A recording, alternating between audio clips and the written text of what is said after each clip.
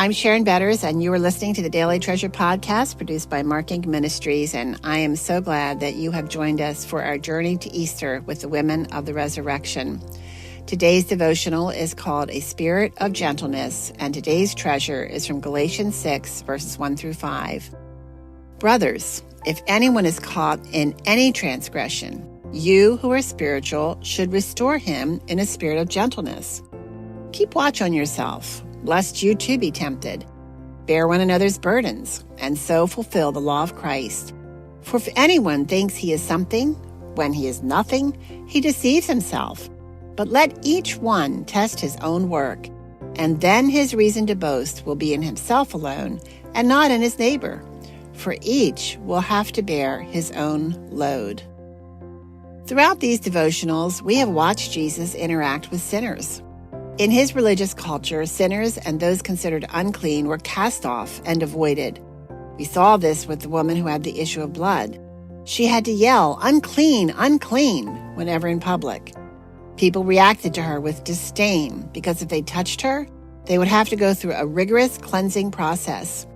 Lepers, too, had to cry out, "Unclean, unclean," for fear others would be infected with leprosy. Religious leaders so focused on keeping themselves outwardly pure contrast with Jesus, who, instead of turning away from the touch of sinners, turned toward them, embracing each one. The women of Easter reflect this tender response of Jesus to sinners. Though unclean when they met him, he welcomed each one and offered the cleansing miracle of forgiveness. In response to his love and grace, women attended to the needs of Jesus and his disciples in the midst of great danger. Over the next 2 days, we will finish our time with Mary of Magdala, the woman cleansed by Jesus of numerous evil spirits. Mary's relationship to Jesus perfectly exemplifies his view not only of women, but of anyone considered unclean by culture or religious leaders. Think of those you avoid, or maybe avoided when you were younger.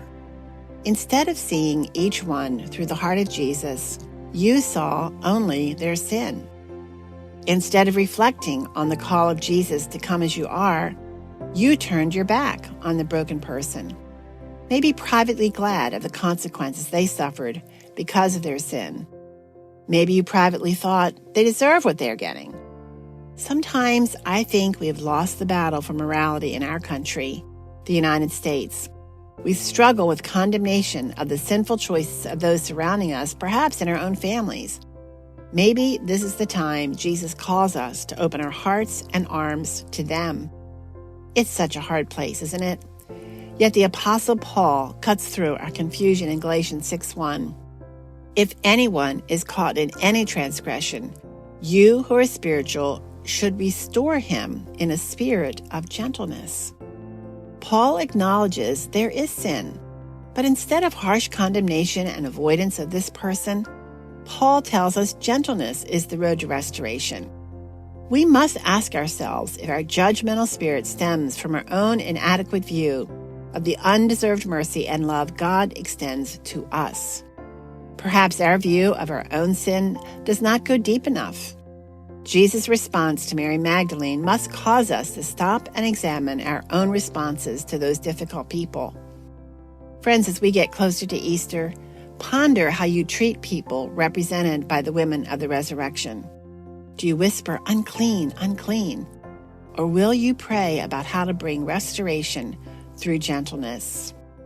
Oh, Father, thank you for Easter and the resurrection power that enables us to see our own sinfulness. Who are we to judge or condemn?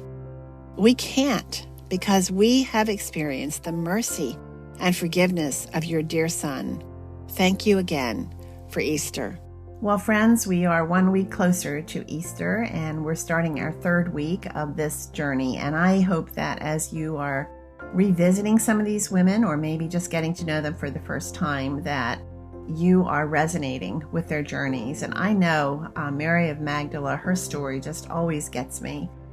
Jesus' gentleness in dealing with her and connecting with her What a picture of the way that he wants us to respond to those who are broken around us and the way he responds to us. It's something to think about this week as we get closer to Easter and think about the gift of forgiveness. Something else I would like for you to think about as you remember the many blessings that God has given to you. If Daily Treasure is one of those, I hope that you will help us continue to offer this Daily Treasure devotional free of charge to people all over the world. We are getting such sweet notes from those who are touched by the message of the gospel through the daily devotional, whether it's through email or through this podcast. It is so encouraging, and it keeps us keeping on. So for your gift of $50 or more, we want to send you a Daily Treasure journal and a Daily Treasure pen. This is something new that we have added to our collection, and you can safely give when you go to helpandhopenow.org. That's helpandhopenow.org. And when you're there, we also hope that you too will leave a comment about the way God is using Daily Treasure to touch your heart.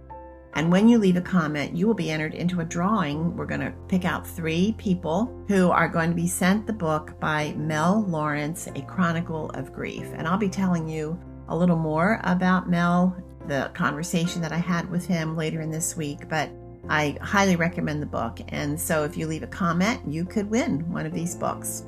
Again, go to helpandhopenow.org, where you can safely give and where you can leave a comment. And let's pray for one another as we journey to Easter with these women of the resurrection, and remember that we too, if we know Jesus, are women of the resurrection.